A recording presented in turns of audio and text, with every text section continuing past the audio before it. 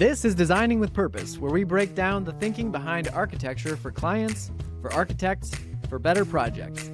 I'm your host, Kyle Stewart, talking with the team at Thrive Architects about what actually drives great design. Let's get started. Welcome back to another episode of Designing with Purpose. I'm your host, Kyle Stewart, here in the studio with Jeremy Bartlett, the firm principal at Thrive Architects, and Dave Rashka. Today, welcome guys. How are you? Doing great. Pretty great. Good. Doing great. Pretty great. That's good to hear. Today, we're excited to be talking to each of you because you've been with, well, obviously, Jeremy, you started Thrive Architects yourself. Dave, you've been a long time partner with Jeremy, and we're talking 9 years. What's that? How many? 9 years. 9 years now. And remind us, how old is Thrive Architects? 11 years. 11 years. So almost the entire time Dave's been there by your side, Jeremy. And today we're talking about kind of the growing pains of starting an architecture firm as the principal and basically doing it all. And then that shift that takes place for any growing business and business leader to not doing it all, but leading it all. Jeremy, I'll let you kick it off since you're the star of the show. You're the one that started it all. So oh boy, it's chaos. Can I sum it up? Yeah. Can I sum it up and we can call it a video? It's chaos. Chaos.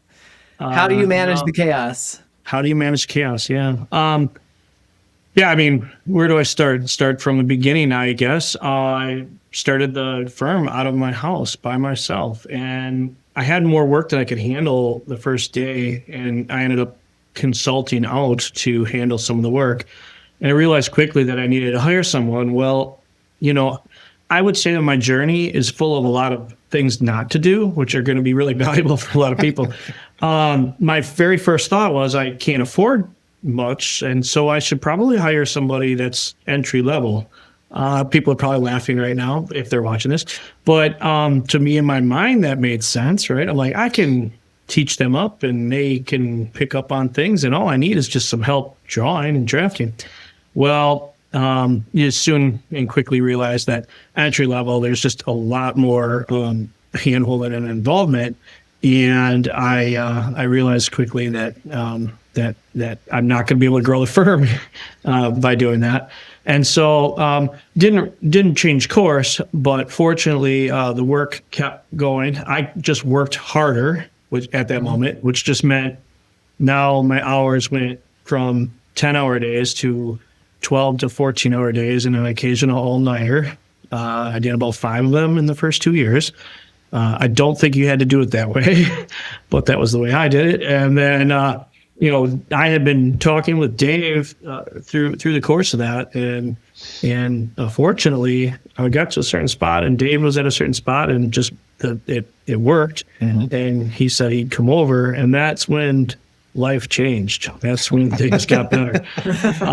Dave was able to really take on some of the projects then, and then I could still do project pursuit and business development. And he was able to kind of, between both of us, we were able to help trade, and it really it split that workload. And I think you would bring somebody entry on. I mean, that's even now 9 years into this, I struggle with some of the same things. The longer you do this, the easier it is to forget what entry level looked like, or what people who are fresh out of school or just getting into the profession.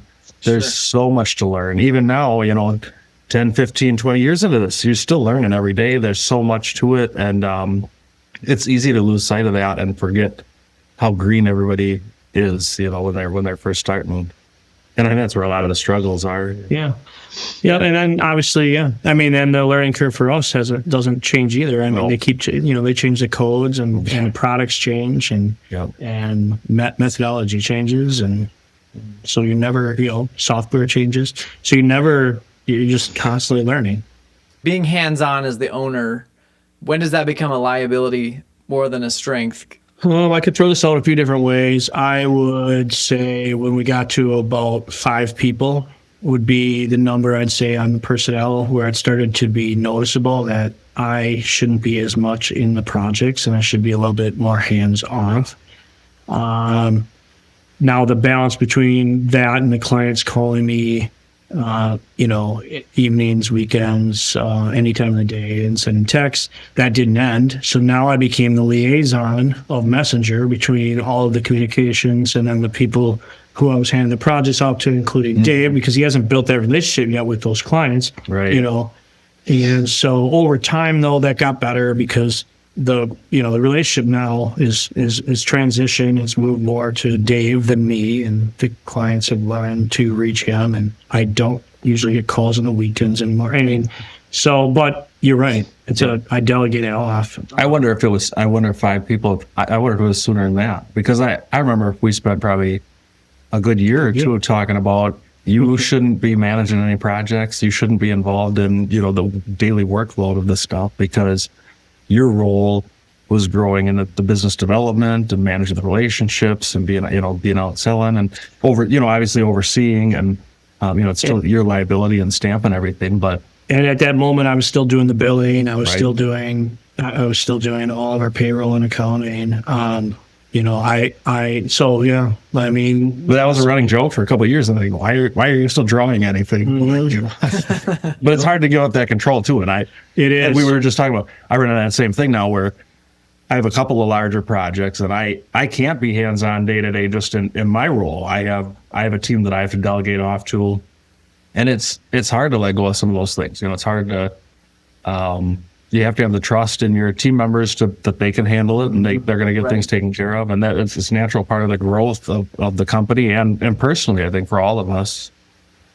Yeah, well, and probably another reason not to just hire entry-level people all the time, because you have to build that trust, and you need experience in order to gain that trust. So yeah, and the challenge is for a smaller firm, what you can really afford is more along the lines of the entry-level people. So you can't not do that. Plus, our industry, it's kind of set up in the culture of it is that you want to cultivate the next generation, and I think there's responsibility, I guess, in our industry for that. It's just part of the process of getting licensed and actually being an architect, is you're going to spend that couple of years working under somebody, helping them gain the experience and working through the problems and challenges that you run into on projects. And it's a part of being a licensed architect was going through that process too, of having somebody take you under their wing. You kind of talked about there's the initial process of going from being the only guy to then having somebody else you can hand things off to being even more hands off once you get a team of about 5 people, like you said. It sounds like you guys are into another phase of potentially where Dave is even trying to be more hands off. So how does that work, and what does that look like for you guys as a business in terms of? And we're still figuring it out. We are. There's a growth. There's a model though. Honestly, if I go to the beginning and then come to where we are now, someone said to me, hand off the things that you don't want to do. Start off by handing off the things you don't want to do. Hire people that are better than you to do the things that you don't want to do and hand them off. And that's good advice. It isn't perfect advice. You're not going to just be able to replace everything. But over time, I have started to say, what am I spending all my time on, and how can I delegate that out? And so that's been the secret for me is, I was spending all my time drafting. Okay, I got to delegate that out. Now I'm spending all my time with communications and client interaction. Oh, man, I got to delegate that out. Then I'm spending all my time with billing and payroll. Oh, I got to delegate that out. And so, it starts to answer for itself if you listen. And if you look at your where you're spending your time. To go to where we are today, now it's kind of we're kind of building another, it's almost, we are kind of building a business within a business now, is the way it seems like it's going. You might feel differently, but we're trying to get it so that project architects, which Dave is, we kind of have this dual role here too, which that's evolving, but associate, principal, and then there's project managers, and then there's drafters and there's senior level drafters and junior drafters. And so, we're trying to figure out how those teams kind of meld and come together, and the process, and with that, the varying level of, the biggest thing that seems to be a concern is quality control. That how do you maintain quality control and communication amongst the staff, like our staffing and quality control. And so we were working on processes. That's what we've been working on this whole year. We're kind of going with Elevate this year. We're trying to elevate our process and elevate everything within our structure. And I mean, I think some of the challenges we've run into as we've grown, because we're at 15, 16 now, 17? Yeah, I mean, right now we have some summer help that keeps summer us help. board. We have 18, I think, with the summer help. And 3 locations. So that provides some of its own challenges. I think it's a little bit of a spider web, right? Because the project managers are working with different drafters, and there are different team members who have. You always want to play to people's strengths, right? Certain people are good at certain types of things, so it's a matter of kind of juggling all those pieces and keeping all the cogs in the machine moving in the same direction. It's a challenge sometimes. But I think working on process and continually trying to improve that and streamline it, I think we're making progress and headed in the right direction. What is the one thing, or is there anything that you have had to hand off that you miss doing? Well, obviously the design. I think every architect. I was going to go to design too. The 10% of what we get to do, that we all want to hang on to. So what I've done with that, to balance it out, and it's not the healthiest way to balance it out, but the team will design, and then I interject here and there with my ideas, and kind of stop in and check on things a little bit. And I think it drives the team crazy, but that's how I get to still play in that arena a little bit, and not feel like I'm losing total control on the design. Obviously the design charrettes too, and that's been good. Where we'll actually have all 3 offices involved. We'll bring the video screens up, and whoever's leading the project will kind of showcase what they're doing, and then everybody kind of gives input on, did you look at it this way? Have you seen this other building? Do you look, and so everybody offers input, and then, a week or 2 later, we'll come back with couple new options, and we can all say, so I like what you did here, but maybe we could still tweak it. So I think those were good too. At least keeps everybody active in it, even if you're not as hands-on as you used to be. And then the obvious thing that happens for us is that with design now starting to get spread out over the team, you realize, we got to have some sort of design standard or some sort of guidance to go off of, to kind of at least keep good design at the forefront. We're working on that, and Dave's been leading that charge, and he's put together an entire design manual. It's tough. We have a lot of similar opinions and ideas, but it's hard to get all that onto paper that people can follow. But I think you look at a lot of the big names that people would recognize, is it like a Calatrava? People know that's a Calatrava. Like there's certain firms tend to have their own kind of design philosophy or language that evolves from the team and how you see the built environment, things that are priorities over other things. And so I think you end up with kind of a language that represents the firm's work. But how do you put that on paper, and how do you convey that to everybody that's coming on board and steer everybody and keep it all in check is interesting. Challenging. Yeah, I can imagine. And one thing that we haven't touched on yet too is you've got multiple locations now as well. How do you manage everything between not just your headquarters in Waukesha, but also Madison and Appleton? Yeah, we have synergy of leadership. I think that's probably the first thing. All the leadership here has known each other for more than 10 years. And we kind of all have crossed paths or worked together previously, plus now a long duration here. So that helps a lot. But then the other thing is we have a decent amount of meetings. I know meetings can be unproductive, so you have to.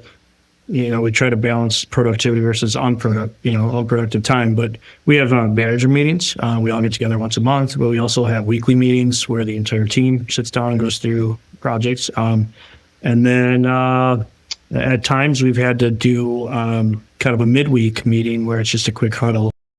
You mentioned the synergy, though. I think that because I think we have a little bit of history and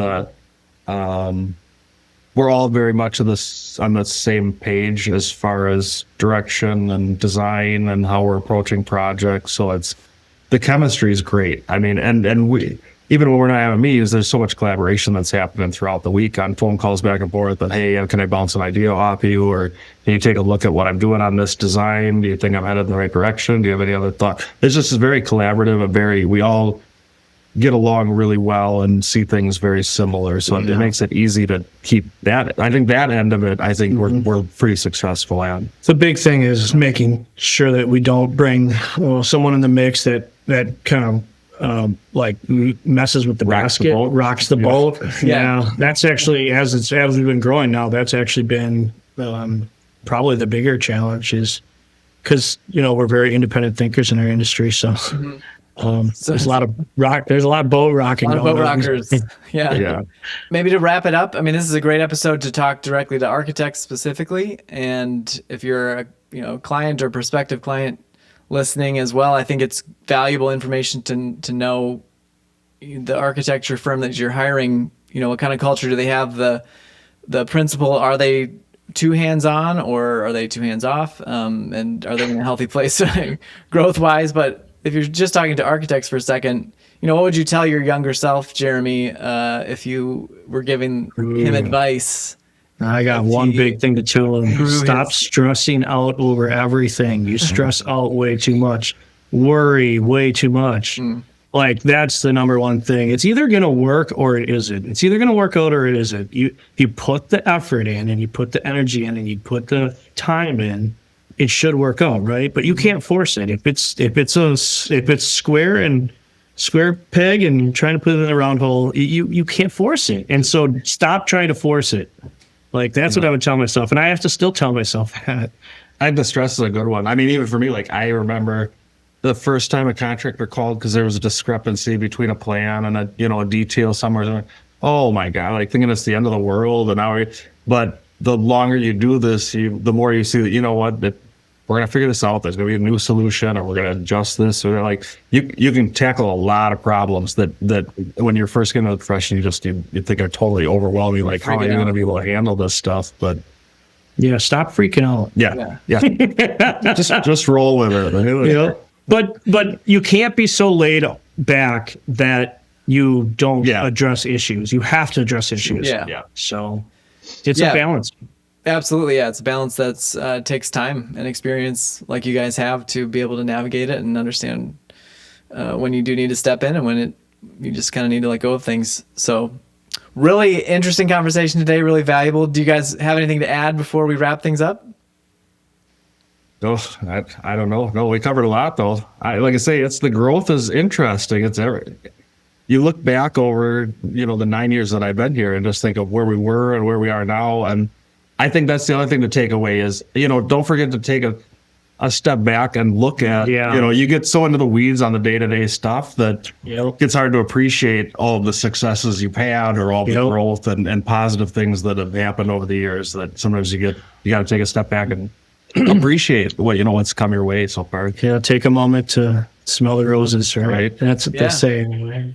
But I think that the moment for me was we did a 10-year anniversary party.